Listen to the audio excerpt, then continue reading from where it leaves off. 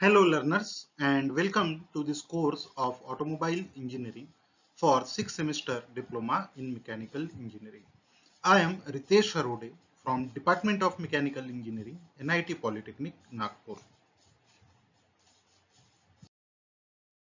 This is a video lecture on chapter number 5 Automobile Electrical and Electronic System और आज का हमारा topic है ऑटोमोबाइल बैटरी। तो ऑटोमोबाइल में जितने भी इलेक्ट्रिकल और इलेक्ट्रॉनिक सिस्टम्स होते हैं वो कंटिन्यूसली वर्क करते हैं on the basis of electric current जो उनको सप्लाई होना चाहिए और वो सप्लाई होता है बैटरी से। तो इस वीडियो लेक्चर में हम लोग देखेंगे कि बैटरी किस तरह से काम करती है। इस वीडियो की शुरुआत करेंगे हम लोग लर्निंग आउटकम के बारे में बात करके। सो ऑटोमोबाइल इलेक्ट्रिकल और इलेक्ट्रॉनिक सिस्टम से रिलेटेड जो आउटकम होंगे, so after completion of this video lecture the learner will be able to क्या क्या सीख जाएंगे हम लोग। सबसे पहले तो हम लोग select the relevant component for the given application. So कोई भी इलेक्ट्रिकल एंड इलेक्ट्रॉनिक एप्लीकेशन होगी, सिस्टम होगा, it may be lightning system, it may be horn system, या फिर आपका स्टार्टिंग सिस्टम है, इग्निशन सिस्टम है, चार्जिंग सिस्टम है, ये अलग अलग सिस्टम्स होते हैं ऑटोमोबाइल में इलेक्ट्रिकल और इलेक्ट्रॉनिक्स से रिलेटेड। तो उनके कंपोनेंट्स कैसे होते हैं और किस बेसिस पे हम उन्हें सिलेक्ट करते हैं, ये हम इस वीडियो लेक्चर से सीखेंगे। उसके बाद you will be able to explain with sketches working principle of given electrical component of vehicle। तो ऑटोमोबाइल से रिलेटेड जो भी इलेक्ट्रिकल कंपोनेंट है, जो भी सिस्टम है, उसके बारे में एक्सप्लेन आप कर पाएंगे after completion of this video lecture. उसके बाद हम देखेंगे select relevant sensors and actuators for given application. तो अलग अलग एप्लीकेशंस के लिए कंपोनेंट्स किस टाइप से सिलेक्ट किए जा सकते हैं, अलग अलग सेंसर्स की हमको जरूरत पड़ती है, एक्चुएटर्स की जरूरत पड़ती है, तो इनका सिलेक्शन भी हम लोग इस वीडियो लेक्चर के बाद में कर पाएंगे। और फाइनली हम लोग प्रिपेयर कर पाएंगे कुछ simple electrical and electronic circuit which is used in given application in automobile. तो ऑटोमोबाइल में अलग अलग एप्लीकेशन में किस तरह से electrical and electronic circuit use किए जाते हैं वो भी हम इस वीडियो लेक्चर से सीखेंगे। सबसे पहले बात करते हैं इसकी पीओ मैपिंग की। तो यहाँ हम लोग बेसिक इलेक्ट्रिकल एंड इलेक्ट्रॉनिक का नॉलेज यूज कर रहे हैं। तो जो नॉलेज हम लोग यहाँ पर गेन करेंगे वो नॉलेज आपका बेसिक एंड डिसिप्लिन लर्निंग का आउटकम होगा। सो इसीलिए PO1 हमने यहाँ मैप किया है जो है बेसिक एंड डिसिप्लिन नॉलेज। उसके बाद आता है experimentation tools and practice. So PO4 यहाँ पर हमारा मैप हो रहा है। हम यहाँ कंपोनेंट्स के बारे में बात कर रहे हैं, इनका मेंटेनेंस, इनकी टेस्टिंग किस तरह से की जाएगी, ये कंपोनेंट्स की वर्किंग किस तरह से हो सकती है, उसके बारे में हम लोग समझेंगे। सो इसीलिए PO4 भी मैप किया हुआ है। उसके बाद हम लोगों ने मैप किया है PO7। तो PO7 होता है लाइफ लॉन्ग लर्निंग। तो इस वीडियो लेक्चर से हम लोग सीखेंगे कि क्या लाइफ लॉन्ग लर्निंग हो रही है हमारी, तो इसीलिए PO7 भी मैप किया है। और लास्टली हम लोगों ने मैप किया है PSO2 जो है maintenance of mechanical engineering related tools and equipment. So ये था लर्निंग आउटकम इस चैप्टर का। सो आइए शुरू करते हैं आज का वीडियो लेक्चर। तो हमारे इलेक्ट्रिकल और इलेक्ट्रॉनिक सिस्टम में जो सबसे पहला कंपोनेंट होता है और जो बहुत इंपॉर्टेंट कंपोनेंट है वो है बैटरी। बैटरी के बारे में आप सभी को पता है कि अगर एक इलेक्ट्रिकल सर्किट है जो पोर्टेबल है, जो कहीं पर भी आ जा सकता है, ऐसे सिस्टम में अगर आपको इलेक्ट्रिकल सिस्टम लगानी है तो आपको उसका जो इनपुट है इलेक्ट्रिकल एनर्जी की जरूरत पड़ेगी आपको। तो इलेक्ट्रिकल एनर्जी सप्लाई करने का काम बैटरी करती है। सो ऑटोमोबाइल में भी बैटरी एक बहुत इंपॉर्टेंट फैक्टर होता है। तो आपके कोई भी टाइप का व्हीकल हो उसके अंदर एक बैटरी होती ही है। सो बैटरी क्या होता है? बैटरी बेसिकली एक इलेक्ट्रोकेमिकल डिवाइस है। ओके, इलेक्ट्रो और केमिकल डिवाइस। तो इलेक्ट्रोकेमिकल डिवाइस मतलब क्या होता है? बेसिकली बैटरी एक एनर्जी स्टोरेज डिवाइस है। वो क्या करता है? एनर्जी को स्टोर करके रखता है, और ये जो एनर्जी स्टोर करता है वो केमिकल एनर्जी के फॉर्म में करता है। तो केमिकल एनर्जी के फॉर्म में आपके बैटरी में एनर्जी स्टोर रहती है in the form of chemical reaction. Battery क्या करती है? उस एनर्जी को कन्वर्ट करती है इलेक्ट्रिकल एनर्जी में। सो आप क्या कर सकते हो कि आप इलेक्ट्रिकल एनर्जी को केमिकल एनर्जी में कन्वर्ट कर सकते हो और केमिकल एनर्जी को इलेक्ट्रिकल एनर्जी में कन्वर्ट कर सकते हो। तो जब बैटरी को आप इलेक्ट्रिकल एनर्जी सप्लाई करते हो, यानी जब आप बैटरी को चार्ज कर रहे हो, तो आप क्या करते हो, उसको करंट सप्लाई करते हो। आप इलेक्ट्रिकल एनर्जी सप्लाई कर रहे हो तो बैटरी क्या करती है, उस इलेक्ट्रिकल एनर्जी को केमिकल एनर्जी में कन्वर्ट कर देती है और उसको अपने में स्टोर कर लेती है। उसके बाद जब आप बैटरी को डिस्चार्ज करते हो, आप जब यूज करते हो, तो बैटरी क्या करती है, केमिकल एनर्जी को इलेक्ट्रिकल एनर्जी में कन्वर्ट करते जाती है और आपको इलेक्ट्रिकल एनर्जी सप्लाई करती है। तो इस तरह से आपकी बैटरी काम करती है। तो बैटरी बेसिकली एक एनर्जी स्टोरिंग डिवाइस है और जब आपको जरूरत है वो आपको इलेक्ट्रिकल एनर्जी सप्लाई कर सकती है। मेन फंक्शंस के बारे में अगर बात करें बैटरी की, तो it store the electrical energy. अब इलेक्ट्रिकल एनर्जी स्टोर कर रहा है, किस फॉर्म में एनर्जी स्टोर कर रहा है, it stores energy in the form of chemical energy. उसके बाद it supplies the electric current for operating the cranking motor, other electrical units when engine is not running or the speed of the generator is not sufficient. So basically आपके vehicle में एक electrical generation system भी होता है, उसके बारे में भी हम टाइम पे आने पे बात करेंगे। तो आपको क्रैंकिंग मोटर यानी व्हीकल को स्टार्ट करने के लिए काम में आता है, सारे इलेक्ट्रिकल यूनिट्स को करंट सप्लाई करने के काम में आता है। और जब भी आपका सिस्टम काम नहीं कर रहा होगा, आपका इंजन अगर बंद होगा, तो जितनी भी सिस्टम्स को इलेक्ट्रिकल एनर्जी की जरूरत होगी उसको इलेक्ट्रिकल एनर्जी प्रोवाइड करने का काम बैटरी करती है और ये बैटरी का मेन फंक्शन है। अब देखते हैं कि एक अच्छी बैटरी में क्या क्वालिटीज होनी चाहिए। सो रिक्वायरमेंट्स ऑफ अ बैटरी, तो सबसे पहले क्या होना चाहिए, एक ऑटोमोबाइल में जब बैटरी लगी हुई होती है तो वो कंटिन्यूअसली रोड पे चलती है, तो उसके ऊपर वाइब्रेशंस आते हैं, शॉक्स आते हैं। तो आपकी बैटरी ने क्या करना चाहिए, ये वाइब्रेशन को एब्सॉर्ब करना चाहिए, वाइब्रेशन जर्क को हैंडल करना आना चाहिए आपकी बैटरी को। ऐसा नहीं होना चाहिए कि आपकी व्हीकल किसी एक बार किसी स्पीड ब्रेकर पे गई या किसी गड्ढे में गई तो आपकी बैटरी टूट फूट जा रही है। ऐसा अगर हुआ तो वो बैटरी हमारे किसी काम की नहीं। तो बैटरी इतनी मजबूत होनी ही चाहिए कि वो किसी भी टाइप के वाइब्रेशन को हैंडल कर सके। दूसरी चीज, बैटरी ने क्या करना चाहिए, high rate of charge and discharge current which are commonly associated with automobile services. So automobile में जब हम लोग बात करते हैं कि आपकी ऑटोमोबाइल में जो सर्विस बैटरी दे रही है, जो काम बैटरी कर रही है, उसमें क्या होता है, कुछ सिस्टम ऐसे होते हैं जो बहुत लो करंट पे काम करते हैं, यानी उनको नॉर्मल करंट की जरूरत पड़ती है लेकिन लंबे समय के लिए। सो हाई रेट, नॉर्मल रेट का जो डिस्चार्ज है वो भी रहना चाहिए, यानी कम करंट भी उसने सप्लाई करना चाहिए। At the same time high rate of charge भी उसने देना चाहिए। हाई रेट ऑफ चार्ज यानी क्या, जब आप व्हीकल को स्टार्ट करते हो तो आप स्टार्टिंग सिस्टम का जो स्टार्टर मोटर है उसको हाई रेट ऑफ करंट लगता है, तो आपकी बैटरी ऐसी कैपेसिटी होनी चाहिए कि high rate as well as normal rate पे भी करंट सप्लाई करना आना चाहिए। It should supply current to operate various accessories. तो आपके बैटरी ने क्या करना चाहिए, डिफरेंट डिफरेंट एसेसरीज होती है जिनको करंट सप्लाई करना चाहिए जब इंजन बंद हो। तो कुछ सिस्टम ऐसे होते हैं जो इंजन शुरू होता है तभी काम करते हैं, कुछ सिस्टम ऐसे होते हैं जिनको इंजन बंद होने के बाद में भी काम करना चाहिए। जैसे आपके व्हीकल के अंदर होता है, कई लाइट्स होते हैं, कई डोम लाइट होते हैं। तो ये सारी चीजें जो होती है वो क्या होती है, जब इंजन बंद है तब भी काम करना चाहिए। तो ऐसी चीजों को वो करंट सप्लाई बैटरी ने करना चाहिए। Then it should supply large current, जैसे कि मैंने कहा था लार्ज करंट ऑपरेट की जरूरत पड़ती है जब इंजन को आपको स्टार्ट करना है, तो वो इंजन स्टार्टिंग के टाइम पे हेवी करंट सप्लाई करना भी बैटरी की कैपेसिटी में होना चाहिए। उसके बाद it must withstand road shocks and vibrations. तो ये भी एक इम्पॉर्टेंट है कि आपके जो भी व्हीकल पे लोड आ रहे हैं, जो भी शॉक्स वगैरह आ रहे हैं, वो भी हैंडल करने का काम बैटरी को करता आना ही चाहिए। तो ये होती है बैटरी की रिक्वायरमेंट, या आप बोल सकते हैं कि एक अच्छी क्वालिटी की बैटरी में ये क्वालिटीज होनी ही चाहिए। सो टाइप्स ऑफ ऑटोमोबाइल बैटरी के बारे में जब हम देखें तो ऑटोमोबाइल की बैटरियां जो होती है वो नॉर्मल बैटरी से डिफरेंट होती है। बहुत सारे ऑटोमोबाइल्स में जो बैटरी यूज होती है वो होती है लीड एसिड बैटरी।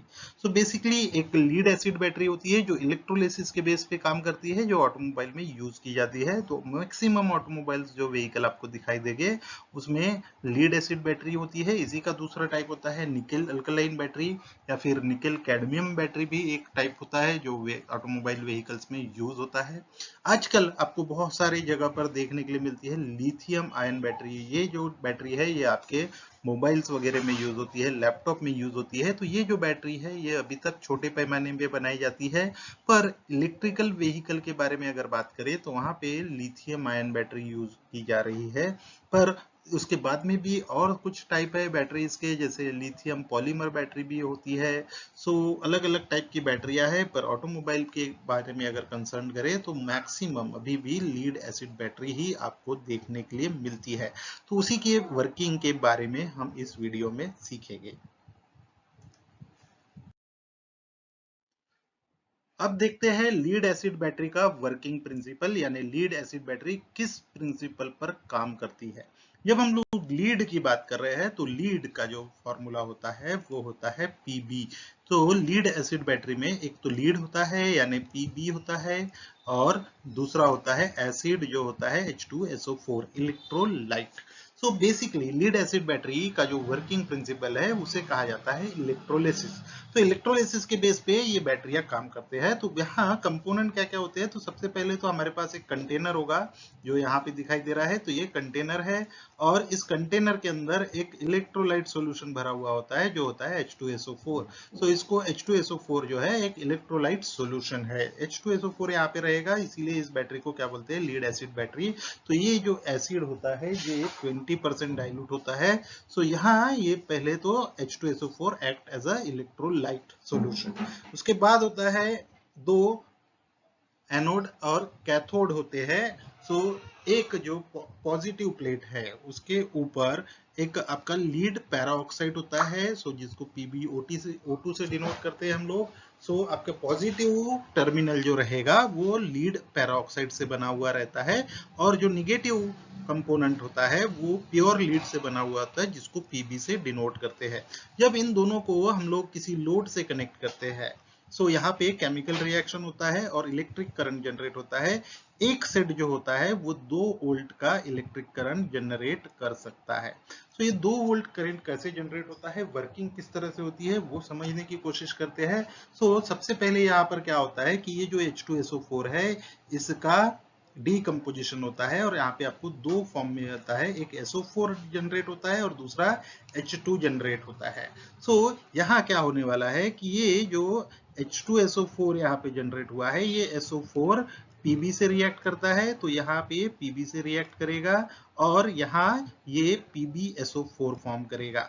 सिमिलरली यहाँ का जो पॉजिटिव प्लेट पे Pb आपका PbO2 होता है वो यहाँ से डिकम्पोज होता है, और वहाँ ये जो PbO2 है ये इसका भी यहाँ पर टुकड़े होंगे, Pb अलग होगा और O2 होगा। ये जो Pb होगा वो फिर से SO4 के साथ कनेक्ट हो जाएगा, और जो O2 रहेगा वो H2 से कनेक्ट होके यहाँ पर H2 फॉर्म करेगा। सो जब आपकी बैटरी डिस्चार्ज होती है यानी जब वो इलेक्ट्रिक करंट सप्लाई कर रही है तब क्या होगा, आपकी बैटरी में जो इलेक्ट्रोलाइट है वो H2O में कन्वर्ट हो जाएगा। आपके दोनों जो टर्मिनल रहेंगे पॉजिटिव और नेगेटिव वो PbSO4 में कन्वर्ट हो जाएंगे। सो जब आपके ये कंडीशन मेंटेन हो जाती है कि दोनों के दोनों टर्मिनल पूरी तरह से PbSO4 और इलेक्ट्रोलाइट पूरी तरह से अगर वाटर बन जाए तो इस टाइप की बैटरी को हम कहते हैं कि बैटरी इज फुल्ली डिस्चार्ज्ड। तो बैटरी पूरी तरह से डिस्चार्ज हो जाती है ऐसे केस में, और फिर जब आप इसको इलेक्ट्रिक करंट सप्लाई करते हो तो वापस से आपकी बैटरी चार्ज होती है। तो केमिकल रिएक्शन के बारे में देखते हैं, केमिकल रिएक्शन किस तरह से होते हैं। पहले इसको क्लीन कर लेते हैं। सो केमिकल रिएक्शन देखिए, तो जब बैटरी आपकी फुल्ली चार्ज है तो कंडीशन आपकी कैसी रहती है, आपकी जो कंडीशन है वो इस तरह से रहेगी। पॉजिटिव प्लेट में PbO2 रहेगा जैसे यहाँ पे दिखाई दे रहा है, आपका इलेक्ट्रोलाइट H2SO4 के फॉर्म में रहेगा, और जो Pb है वो निगेटिव प्लेट यानी Pb रहेगा। जब आप बैटरी को डिस्चार्ज करते हो, अब बैटरी क्या होगी, डिस्चार्ज होने लगेगी। सो जब बैटरी डिस्चार्ज होगी तो कंडीशन कैसी हो जाएगी, PbSO4 पॉजिटिव प्लेट पे, नेगेटिव प्लेट पे भी PbSO4, और इलेक्ट्रिकल एनर्जी आपको मिलेगी। सो ये कंडीशन है कंप्लीटली डिस्चार्ज बैटरी की। जब इसको आप वापस से चार्ज करोगे तो वापस कंडीशन ऐसी हो जाती है। सो इस तरह से आपका जो सिस्टम है वो काम करता है। तो ये है आपके लीड एसिड बैटरी का वर्किंग प्रिंसिपल। तो ये केमिकल रिएक्शन याद रखिए। तो इस तरह से केमिकल रिएक्शन होता है, हर बार आपको 2 वोल्ट का करंट मिलेगा, यानी 2 इलेक्ट्रॉन्स होते हैं जो रिलीज होते हैं, 2 वोल्ट का आपको करंट मिलता है। सो ये वर्किंग प्रिंसिपल है। पर ऑटोमोबाइल में हमको क्या चाहिए, यही वाला सिस्टम एक कॉम्पैक्ट अरेंजमेंट में चाहिए और मैक्सिमम वोल्टेज डेवलपमेंट आपका होना चाहिए। तो वो किस तरह से काम करता है वो देखते हैं कि construction of lead acid battery for automobile purpose. So lead acid battery की कंस्ट्रक्शन की अगर बात करें तो यहाँ पे कंपोनेंट्स होते हैं। यहाँ बेसिकली एक जो कंटेनर आपको दिखाई दे रहा है, ये कंटेनर है और इस कंटेनर में ये आपका कंटेनर रहता है। ये प्रोएक्टिव केस है। कंटेनर ऐसे मटेरियल से बना हुआ होना चाहिए जो एसिड के साथ यानी इलेक्ट्रोलाइट के साथ रिएक्ट नहीं करे। तो नॉन रिएक्टिव मटेरियल चाहिए। At the same time it should be able to handle the road shocks and all. तो वाइब्रेशन और रोड शॉक्स उसने हैंडल करना आना चाहिए। उसके ऊपर एक प्रोटेक्टिव केस होता है जो यहाँ पे आपको दिखाई दे रहा है। अंदर का कंस्ट्रक्शन अगर देखें तो ये जो कंटेनर होता है ये 6 पार्ट में डिवाइड होता है, यानी एक बैटरी के अंदर 6 सेल्स होते हैं। ओके, हर सेल के अंदर ये कुछ इस तरह से अरेंजमेंट होता है, यहाँ पे आपको दिखाई दे रहा होगा। तो हर सेल के अंदर ये अरेंजमेंट आपको दिखाई दे रहा है। ये अरेंजमेंट अगर आप देखें तो यहाँ पे 3 चीज होती है, एक पॉजिटिव प्लेट, एक निगेटिव प्लेट होती है। सो पॉजिटिव प्लेट रहेगी, निगेटिव प्लेट रहेगी और इन दोनों के बीच में एक सेपरेटर होता है। सो प्लेट्स एंड ग्रिड्स होती है, तो निगेटिव प्लेट्स, पॉजिटिव प्लेट्स और उन दोनों के बीच में सेपरेटर। हर सेल के ऊपर एक कवर रहता है, इलेक्ट्रोलाइट सॉल्यूशन से भरा हुआ रहेगा।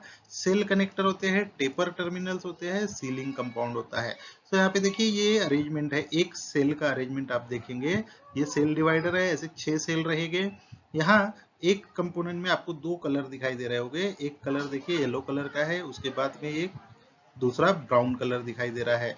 सो इस तरह से, और ये तीसरा कलर यहाँ पे दिखाई दे रहा है आपको। ये जो ब्लू कलर दिखाई दे रहा है ये इलेक्ट्रोलाइट सॉल्यूशन से भरा हुआ है। सो यहाँ पे क्या रहते हैं, ये सारे कंपोनेंट एक के बाद में एक अरेंजमेंट किया जाता है। पॉजिटिव प्लेट, फिर निगेटिव प्लेट, फिर पॉजिटिव प्लेट, फिर निगेटिव प्लेट और इनके बीच में होता है एक cell connector. Okay, sorry, separator, एक शीट बनी हुई होती है।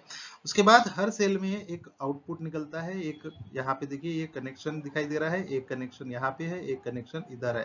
तो हर सेल से 2 आउटपुट निकलेंगे, एक पॉजिटिव और एक निगेटिव टर्मिनल। और ये सारे पॉजिटिव टर्मिनल एक जगह कनेक्ट होते हैं, सारे निगेटिव टर्मिनल एक साथ कनेक्ट होते हैं। 6 सेल के सारे 6 सेल जो होते हैं वो सीरीज में कनेक्टेड होते हैं एंड देन अल्टीमेटली हमको एक पॉजिटिव टर्मिनल मिलता है और एक निगेटिव टर्मिनल होता है जिसको हम लोग कनेक्ट कर सकते हैं व्हीकल के लोड पे। सो इस तरह से आपका व्हीकल जो बैटरी है वो काम करता है। आगे अगर कंस्ट्रक्शन वाइज अगर देखा जाए तो ये देखिए किस तरह से आपका बैटरी का कंस्ट्रक्शन होता है वो देखते हैं। पहले इसको क्लीन कर लेते हैं, फिर समझने की कोशिश करेंगे।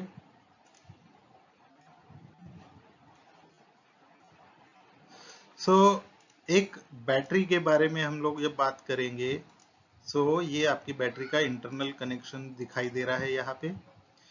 जैसे कि मैंने थोड़ी देर पहले कहा था कि एक बैटरी के अंदर 6 सेल होते हैं। हर सेल के अंदर का कंस्ट्रक्शन देखिए, ये यहाँ इस तरह से होता है। ये एक ग्रिड प्लेट बनी हुई होती है, ये ग्रिड प्लेट आपको दिखाई दे रही है। ये ग्रिड प्लेट दोनों सेम रहती है, पर एक ग्रिड प्लेट में हम लीड पेरोक्साइड का मटेरियल होता है, इन ग्रिड के बीच में यहाँ पे हम लोग उसको फिलअप करते हैं। तो जब आप लीड पेरोक्साइड भर रहे हो तो ये पॉजिटिव प्लेट बनेगी और उसी प्लेट में अगर आप लीड, स्पंजी लीड या प्योर लीड अगर फिलअप कर रहे हो तो वो निगेटिव प्लेट फॉर्म करेगी। सो जो पॉजिटिव प्लेट होती है वो लीड पेरोक्साइड जो होता है वो ब्राउन कलर में आता है और जो प्योर लीड होता है वो थोड़ा सा ग्रेइश कलर होता है। उसके बाद हम क्या करते हैं, ये नंबर ऑफ सेल्स यहाँ पे अरेंज करते हैं। यहाँ पे देखिए ये पॉजिटिव प्लेट है, ये सारी 4 पॉजिटिव प्लेट आपको दिखाई दे रही है। उसी तरह से यहाँ पे आपको 4 निगेटिव प्लेट दिखाई दे रही है। हर प्लेट एक दूसरे के साथ में अटैच नहीं होना चाहिए, अगर ऐसा होगा तो शॉर्ट सर्किट हो सकता है। सो इसीलिए इनके बीच में एक सेपरेटर होता है, एक प्लास्टिक की शीट होती है जो इन दोनों को सेपरेट करती है। सो अरेंजमेंट इस तरह से होता है कि एक पॉजिटिव प्लेट, फिर सेपरेटर, फिर निगेटिव प्लेट, फिर सेपरेटर, फिर पॉजिटिव निगेटिव, इस तरह से ये अरेंजमेंट बनाया जाता है। सारे पॉजिटिव प्लेट्स को एक साथ कनेक्ट करते हैं और यहाँ पे एक सेल टर्मिनल निकलता है जो पॉजिटिव सेल टर्मिनल होता है। सारे निगेटिव प्लेट को कनेक्ट करके एक निगेटिव सेल टर्मिनल यहाँ पर हमारे पास बाहर निकलता है। तो ये किस लिए किया हमने, क्योंकि ये हमको क्या करना है, जितना ज्यादा कॉन्टेक्ट एरिया रहेगा ये आपकी बैटरी के जो ये जो सेल्स है, ये जो ग्रिड है, ये ग्रिड और आपका इलेक्ट्रोलाइट जितना ज्यादा कांटेक्ट में रहेगा, इनका जितना ज्यादा कांटेक्ट एरिया रहेगा, सरफेस एरिया जितना कांटेक्ट में रहेगा, उतना ज्यादा वो वोल्टेज डेवलप करती है। तो इसीलिए हमको क्या करना है, कम जगह, कॉम्पैक्ट तो होना चाहिए। ऑटोमोबाइल में हम बड़ी बैटरी नहीं लगा सकते, तो जितना आप कॉम्पैक्ट कंस्ट्रक्शन करेंगे, कॉम्पैक्ट कंस्ट्रक्शन में मैक्सिमम आउटपुट हमें चाहिए।